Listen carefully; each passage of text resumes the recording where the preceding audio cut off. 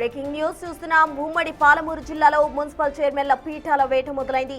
ఫలితాలు వచ్చి 2 రోజులు గడుస్తున్నా నేటికి పీఠం ఎవరిదనే ఉత్కంఠ మాత్రం తగ్గలేదు. ఉమ్మడి జిల్లా వ్యాప్తంగా ఉన్న మొత్తం 18 మున్సిపాలిటీలో గెలుపు గుర్రాలు ఓవైపు ఉంటే కింగ్ మేకర్లు మరోవైపు చక్రం తిప్పుతూ ఉన్నారు.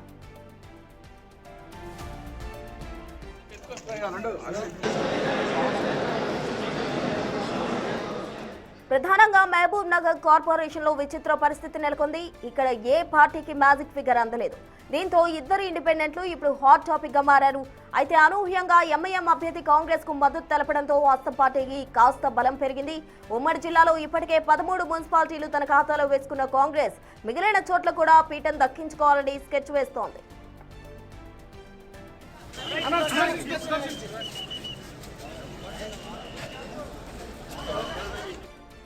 అటు గద్వాల రాజకీయం కాకరేపుతోంది. ఎమ్మెల్యే బండ్ల కృష్ణమోహన్ రెడ్డి తను గెలిచిన 16 మంది అభ్యర్థులతో పాటు మరో ముగ్గురిని రహస్య ప్రదేశాలకు తరలించడం చర్చనీయాంశంగా మారింది. వడ్డేపల్లిలో ఆల్ ఇండియా ఫార్వర్డ్ బ్లాక్ కౌన్సిలర్లు తాము కాంగ్రెస్ లో చేరబోమని తెగేసి చెప్తుంటే ఆలంపూర్లో మాత్రం గులాబీ జెండా రెపరెపలాడేలా కనిపిస్తోంది. ఇక నారాయణపేటలో బీజేపీ పాగా వేసే అవకాశాలు మెండుగా ఉన్నాయి.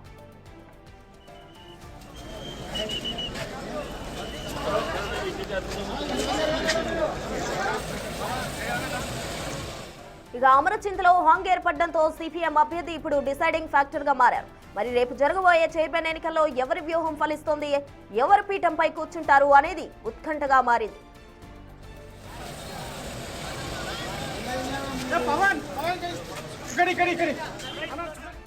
ఇదే అంశంపై మరింత సమాచారం మా ప్రతినిధి శంకర్ అందిస్తారు.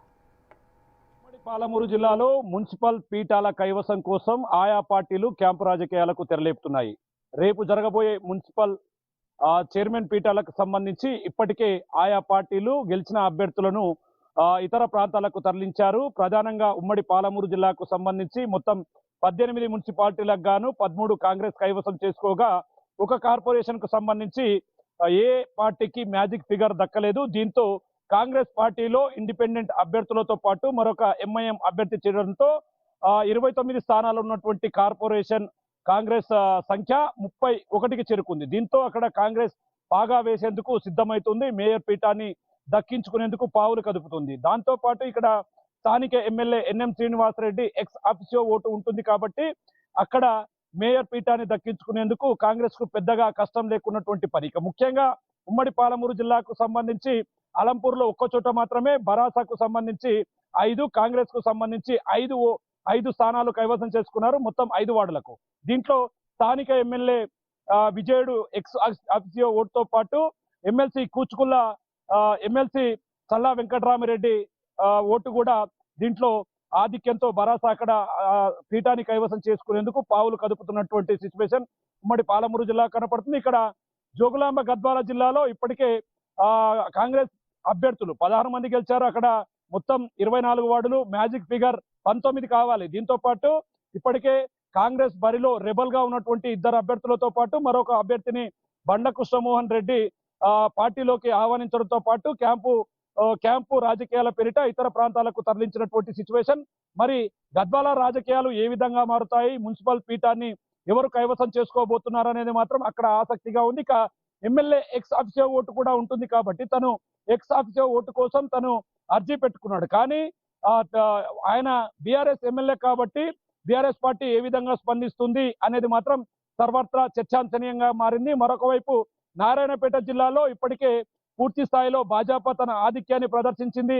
ప్రధానంగా 11 స్థానాలను కైవసం చేసుకుంది. ఇక్కడ మ్యాజిక్ ఫిగర్ 13 కావాలి. ఇప్పటికీ ఒక స్వతంత్ర అభ్యర్థి పూర్తిగా బీజేపీ పార్టీలో చేరడంతో మొత్తం అక్కడ 12 స్థానాలను బీజేపీ కైవసం చేసుకోవడంతో పాటు ఎంపీ డీకే అరుణకు సంబంధించి ఎక్స్ ఆఫీసియో ఓటు ఉంటుంది. దీంతో మొత్తం 13కు చేరుకుంటాయి. కానీ ఇక్కడ కొంత రాజకీయ పరిణామాలు ఆసక్తిగా మారుతున్నాయి. ఇప్పటికే 7 స్థానాల్లో దక్కించుకున్నటువంటి కాంగ్రెస్ గతంలో బీఆర్ఎస్ కు మున్సిపల్ ఎన్నికల్లో సపోర్ట్ చేశాం కాబట్టి మిగిలిన 2 బీఆర్ఎస్ అభ్యర్థులు కూడా తమకే సపోర్ట్ చేసే విధంగా అదేవిధంగా ఇండిపెండెంట్ అభ్యర్థులను కలుపుకోగా అది 12కు చేరుకుంది. దీంతో అక్కడ నారాయణపేట ప్రస్తుత ఎమ్మెల్యేగా ఉన్నటువంటి చిట్టెం పర్ణికారెడ్డి ఓటు కూడా ఎక్స్ ఆఫీసియో ఓటు కూడా ప్రాధాన్యతను సంతరించుకోబోతుంది. మరి 13 ఇరు వర్గాలకు వస్తే అక్కడ టాస్ ఎగరవేసి మున్సిపల్ పీఠాన్ని క్లియర్ చేస్తారా లేకుంటే ఏం జరగబోతున్నది మాత్రం సర్వత్రా ఆసక్తిని రేకెత్తిస్తున్నటువంటి సిచ్యువేషన్ కనపడుతుంది. ఇక ఇప్పటికే వడ్డేపల్లికి సంబంధించి